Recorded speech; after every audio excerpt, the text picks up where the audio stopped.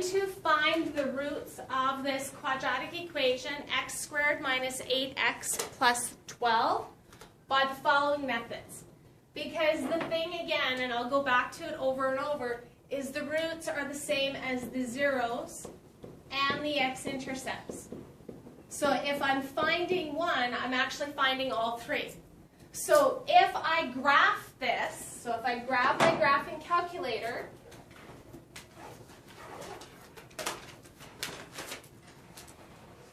and in my y equals, I put in x squared minus 8x plus 12.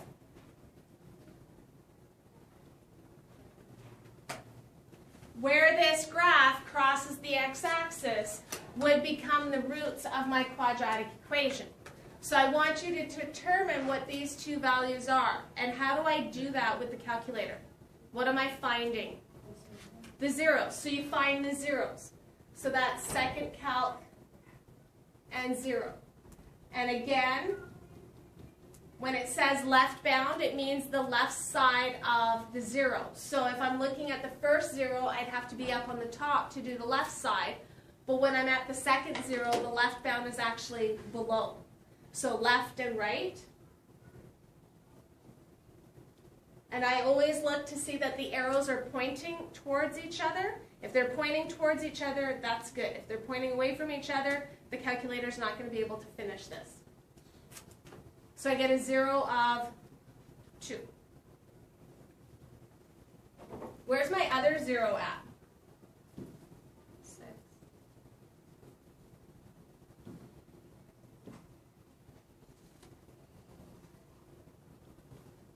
So that's finding the zeros through the process of graphing.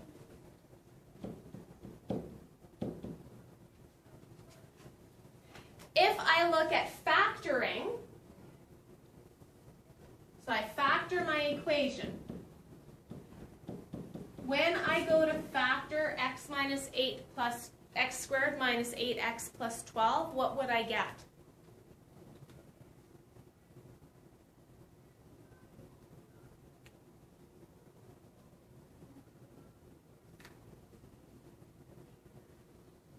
So if I factor this equation,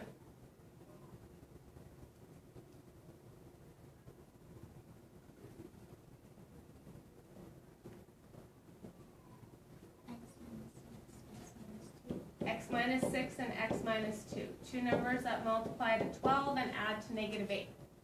So if I have x minus 6 and x minus 2, the 0 property tells me if either one of these two factors is 0, the whole thing would equal 0. So when does x minus 6 equal 0? When x is 6. And x minus 2 is when x equals 2.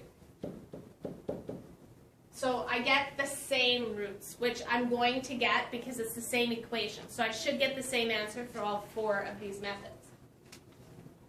Completing the square.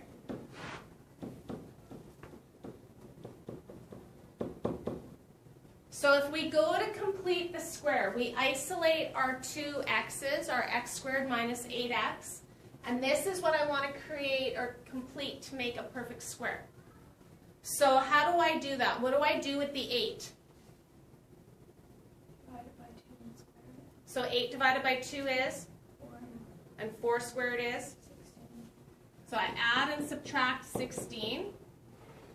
And then I get this part in here, so I get an x minus 4 squared. And then negative 16 plus 4 would be minus 4. And remember, we're solving for x, so I'm trying to get x by itself. So now at this point, to get x by itself, add 4 to each side. After I add 4 to each side, I have to get rid of that square, so I would square root. What's the square root of 4? 2. And in this case, I have to look at the positive and the negative 2. And then I add 4 to each side. So I get 4 plus or minus 2. 4 plus 2 is, And 4 minus 2 is 2. So same thing again. And then finally the quadratic formula. So that was that negative b plus or minus the square root of. So that would be on the formula sheet that's on the cover of the back cover of your book. We'll have the quadratic formula in it. So x equals negative b. B is negative 8, so this would be a negative of negative 8 plus or minus the square root of b squared, so negative 8 squared, minus 4 times a times c, all divided by 2 times a. So negative of negative 8 becomes positive 8, plus or minus the square root of 64 minus 48, all over 2. What's 64 minus 48?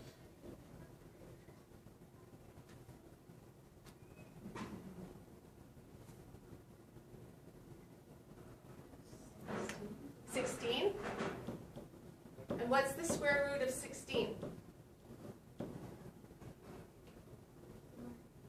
So I end up with 8 plus or minus 4 over 2. So 8 plus 4 is 12 divided by 2 is 6. 8 minus 4 is, divided by 2 is,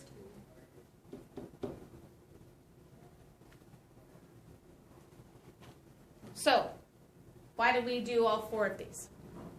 Because in class example number 1, we need to discuss when would it be appropriate to use these methods. Because if I have a question like x squared minus 8x plus 12, which method am I going to use to solve for the zeros? If I have something like 2x squared plus 3x plus 1, which method would I use? Or if I had x squared minus x plus 1, which method would I use? So it's answering that question, when is it appropriate to use each of the following? So, when do I factor?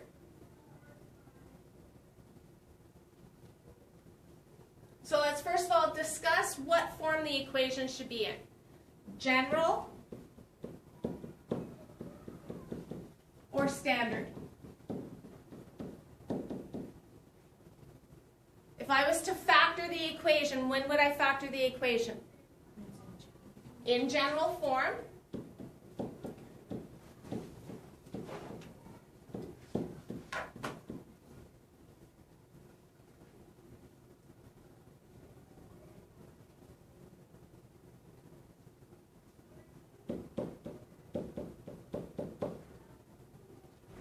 Can you factor that? Two numbers that multiply to equal a positive 1 and add to equal a negative 1?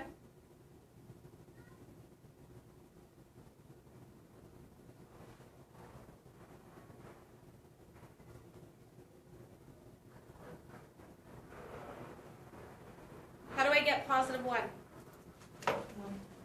1 times 1. And if this is negative, that means I'd have to have a negative 1 and a negative 1, which is going to give me negative 2.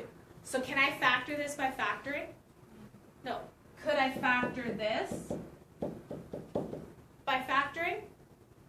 So when would I choose factoring as a method? Yeah. So in general form, when it can be easily factored. Meaning you can find the sum and product.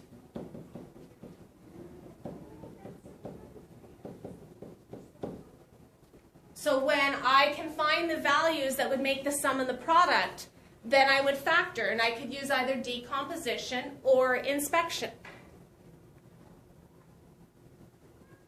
Quadratic formula. Which form do I use for the quadratic formula?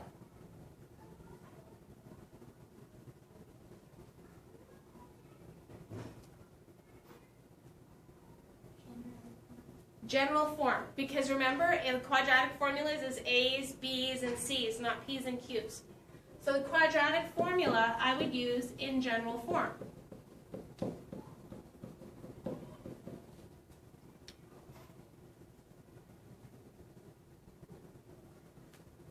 What else would I choose to do for the quadratic formula?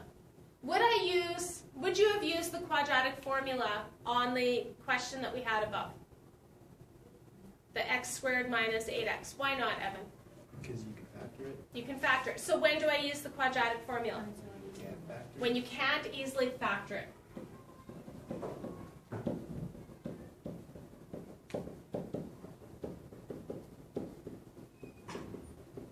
But I could use it no matter what.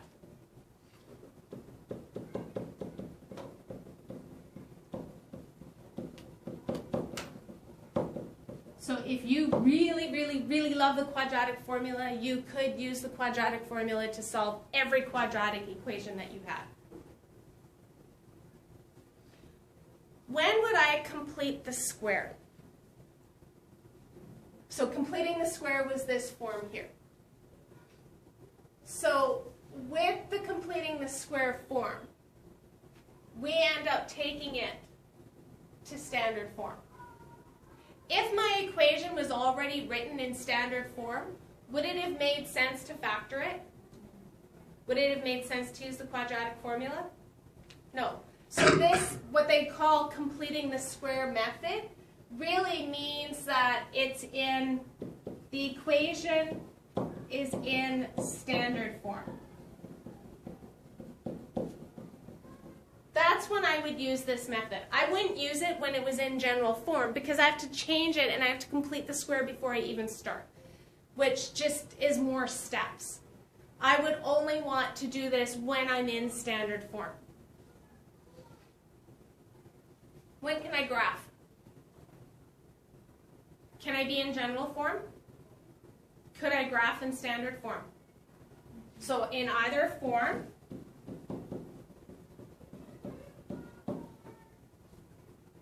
what is the drawback to graphing? What does factoring and the quadratic formula and even the completing the squares give me that differs from graphing? I get the exact value. So it didn't matter for the question that we did above because 2 and 6 are whole numbers. But when we ended up with those funky ones that was 1 plus or minus the square root of 3 over 2, I can't get that from the graph. So the drawback for graphing is I can't have exact values all the time. So you can use graphing when the answer could be rounded. If the exact answer is needed, you would not be able to use graphing.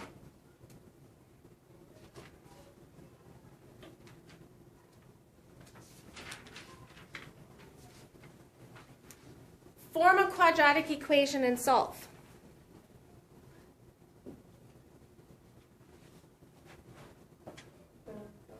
Next door, they're looking at the chapter 4 practice test.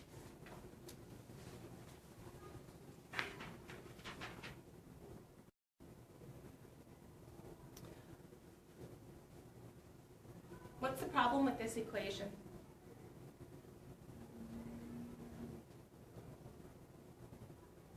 Who loves this equation the way that it's written right now? What don't you like about it? There's fractions. Who likes fractions? Not a lot of people that I know of like fractions. They want to change it into decimals all the time. Can't change a squared into a decimal. It's not going to work. But I can get rid of the fraction. What I look at is I look at my denominators. I have an a squared and an a. What would my common denominator be for these two? Not just a. It would have to be the a squared. So with that common denominator, what I'm going to do is I'm going to multiply each term by a squared. As long as I do the same thing to each term, I'm not changing the value. So I get 2a squared over a squared plus 3a squared over a equals negative 1 times a squared.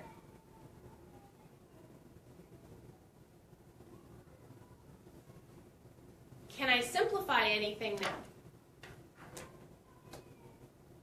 Well, the first term, the 8 squareds would cancel out, so it would just be 2. Yep. What about the second term? One of the a's on top would cancel out, so it would just be 3a. Okay. And then I'd have negative a squared. To form a quadratic equation, I bring everything over to one side. So do I want to move the left stuff to the right side or the right side to the left? Yeah, because then this a squared would become positive.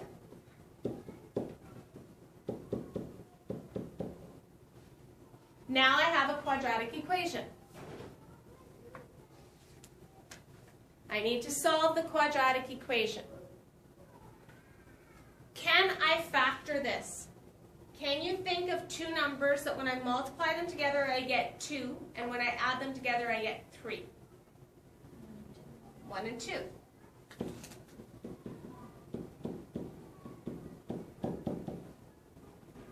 So then what are my values for a? Negative 2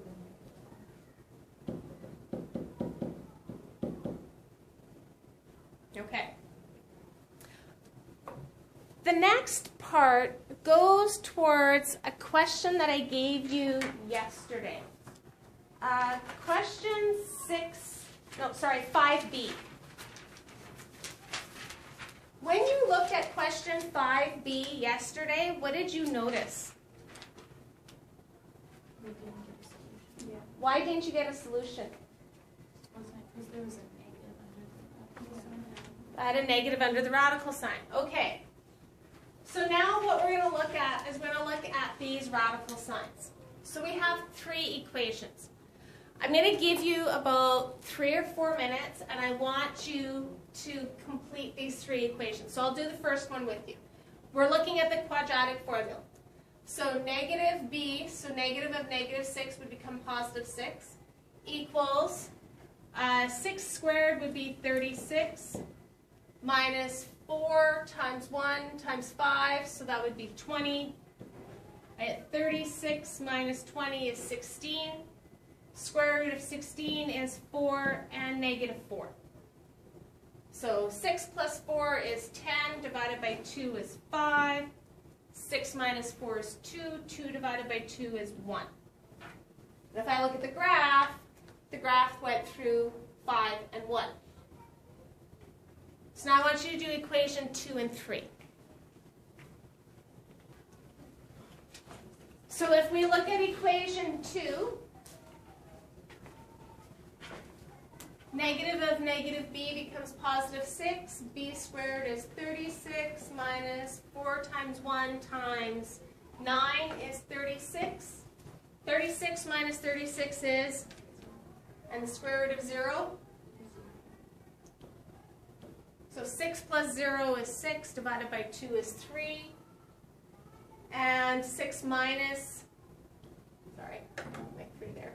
6 minus 0 is still 6, divided by 2 is still 3. What happened to the graph? And where does it cross? At 3. So 3 actually is the vertex. It's the x value, or it's that axis of symmetry on my parabola. Okay, so now I have x squared minus 6x plus 13. So I get 36 minus what? 52. And what's 36 minus 52? And then what happens? There's no solution. So there's no solution at this point here because I cannot take the square root of a negative number. So what we say is that the roots are not real. Because when I say you can't take the square root of a negative number, I'm kind of lying. You can, but you have to use an entirely different number system. So every number we've dealt with from grade 1, kindergarten, up till now has been in the real number system. We have whole numbers, natural numbers, integers, rational numbers, irrational numbers.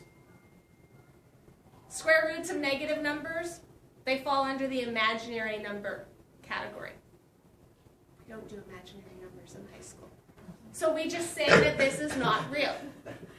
The solution or the roots are not real. What can you tell me about the graph? It doesn't cross the x-axis, which makes sense because what's our connection between the x-intercepts and the roots? They're the same. So if there are no roots, there should not be any x-intercepts. Good. Okay, so let's continue on.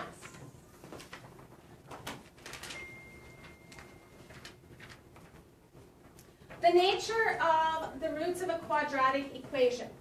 So from the previous example, the roots of a quadratic can be represented by the x-intercepts of the graph.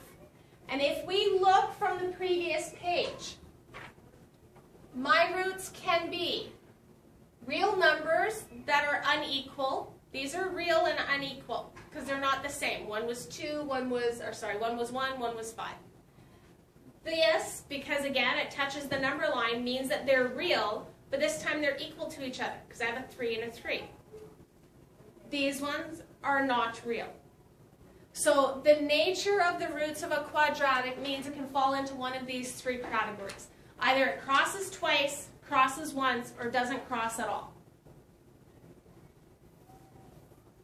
What part of the equation, I'm going to go back to this page again,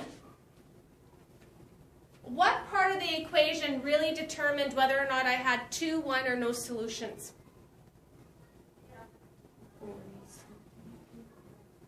Which part? Like the b squared minus 4ac. This part right here. When I have a number, I square root the number, I get a positive and a negative. When I have a 0, I get the 1 because the square root of 0 is just 0. And when I have the negative, I get no solution.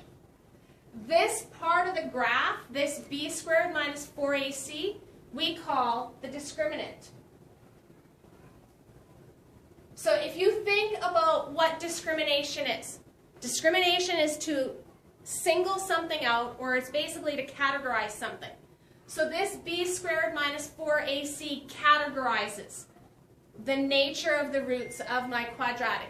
It tells me whether or not I have real roots or not real roots, whether they're equal or unequal.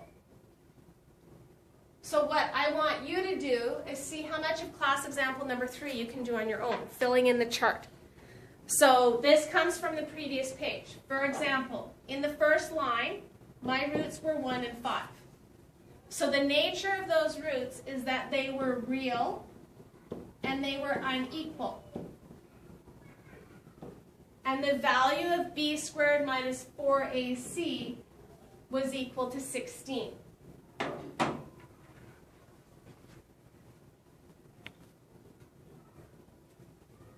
So the roots for x squared minus 6x plus 3 was positive 3 and a negative 3, which actually makes this a perfect square. Because when I go to factor it, I get x minus 3 all squared. The nature of the roots this time were what? Real and equal. And what was the value of b squared minus 4ac? 0. Okay. And x squared minus 6x plus 13 had no real roots. So we'll leave that blank. What were the nature of the roots? Not real. And the value of b squared minus 4ac? Negative 16. So if the discriminant is equal to 0, what can you tell me about the roots? Real and equal. If the discriminant is greater than 0, the roots would be real and unequal. And if the discriminant was less than 0, meaning it was negative, the roots would be non-real.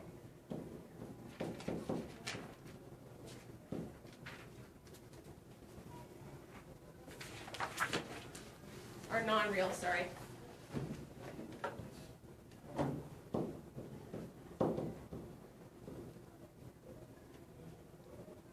Okay, we'll continue on. Class example number 4 says determine the nature of the roots of the following equations without solving or without graphing. So the nature of the roots, what determines the nature of the roots?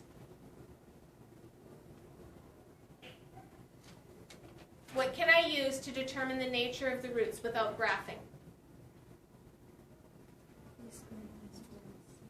It's that b squared minus 4ac. I can use the discriminant. So I don't need to use the entire quadratic formula. I just need to use what's under the square root. So b squared would be negative 1 squared minus 4 times a times c. So negative 1 squared is 1. And then treat this as a negative 4 times 6, negative 24 times negative 1, positive 24, which gives me a total of 25. So what would my roots be this time? Real and unequal. Okay, do B and C the same way, please.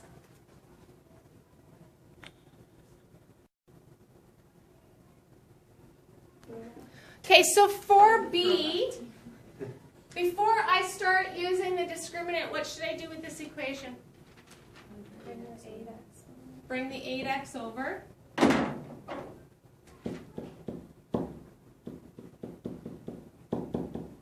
And then I get b squared minus 4 times 1 times 16. So 64 minus, is that 64? So what are the nature of the roots? Real and equal. And then the last one, b squared, so 2 squared minus 4ac, which is 4 minus 20, so I get negative 16, which means my roots would be non-real. So if you were asked to determine the nature of the roots, you don't need to actually find the roots. You just need to tell me if they're real, if they're equal, unequal, what they are. I don't need to know what they are in terms of the roots are 2 and 5. I just need to know that I could actually find roots or I can't. So in class example number 5, if I have an equation that was x squared minus 8x plus m, and I told you that the roots were real and distinct, distinct meaning not equal, okay? What do I know about my discriminant? When is my discriminant going to give me real and distinct roots? When it's greater than 0. So when b squared minus 4ac is greater than 0. In this equation, the value of b is 8, and c is m.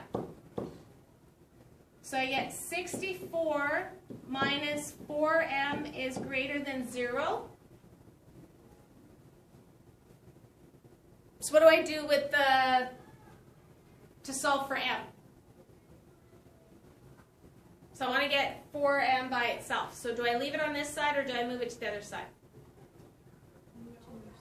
Move it to the other side. Make it positive. And then divide by 4. And what's 64 divided by 4?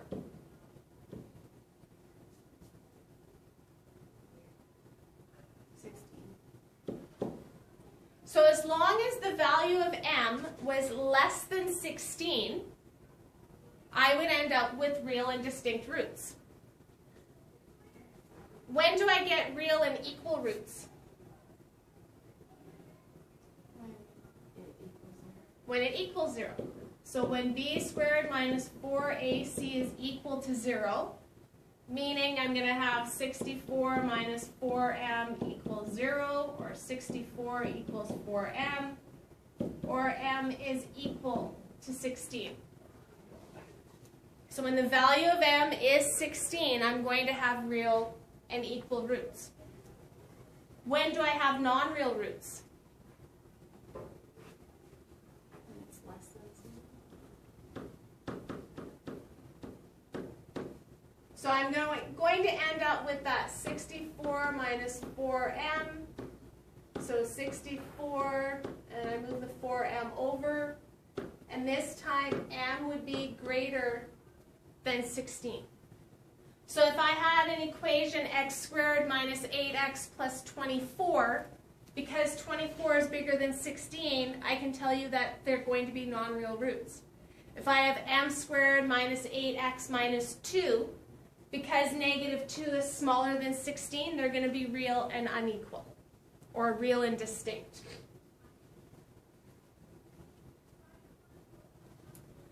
Class example number 6 is kind of a little bit, actually not redundant.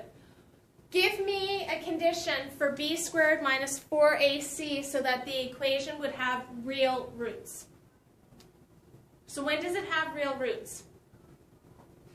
It's greater than or equal to.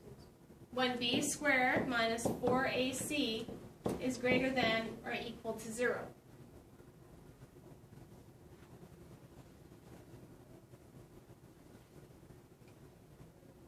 How do I know, using the discriminant, whether or not my roots would be rational numbers? Rational numbers meaning that they could be positive and negative whole numbers or integers, or they could be decimals or fractions, or irrational numbers. Irrational numbers being like a decimal that goes on forever, such as the square root of 3. So how do I know that I could have a rational number? What would my discriminant have to equal?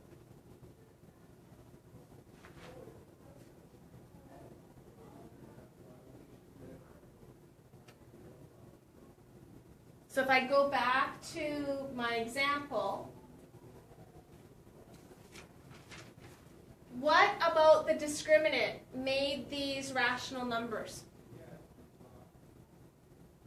What is so special about this number? It's a perfect square. There's our answer.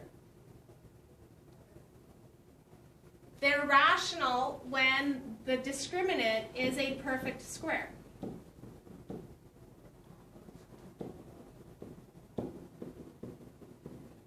So the square root of 16, the square root of 25, the square root of 49. I can find those exact values. When would it be irrational? If it's not a perfect square. If it's not a perfect square.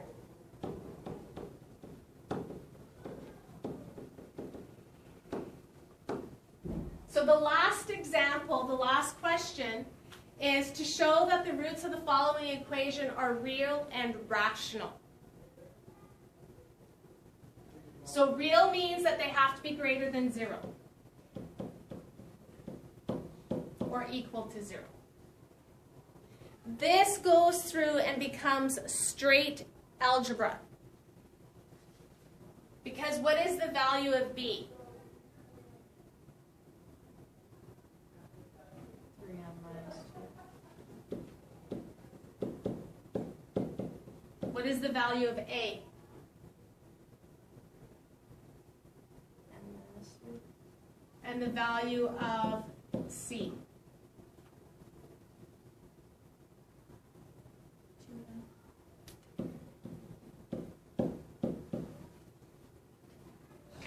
That's right there. So when I take 3m minus 2 and I square it, what would I get?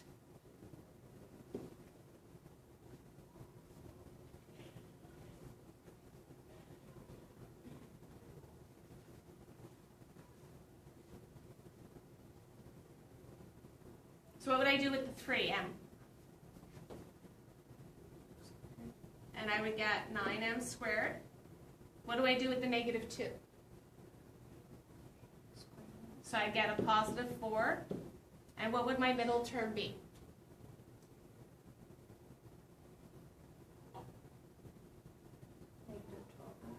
Negative 12m. How did you get the negative 12? I multiplied the 3 by negative 2, and then I got negative 6 and multiplied that. Yeah. So to get that middle term, we multiplied these two together and double it. 4m and 2m, if I multiply them together, I get... So then if I take 8m and I multiply it by m, I would get 8m squared. And 8m times negative 2 would be negative 16m. So 9m squared minus 8m squared would equal M squared. negative 12m minus negative 16. Plus 4m. So I have m squared plus 4m plus 4 has to be greater than or equal to 0. Factor this for me. Two numbers that multiply to 4 and add to 4.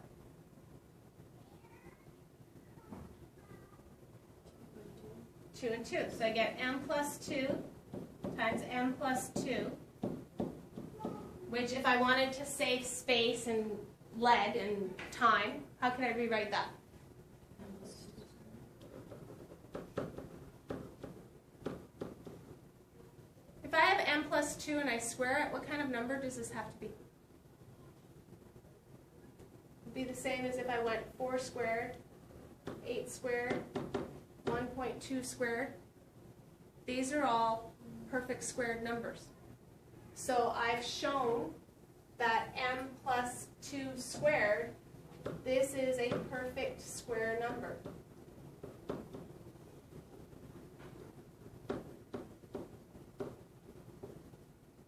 So the roots would have to be real and rational, because I could take the square root of this. Okay, your questions.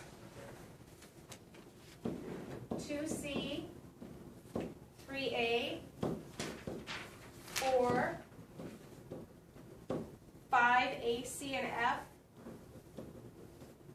6A, 10, 11, and 12.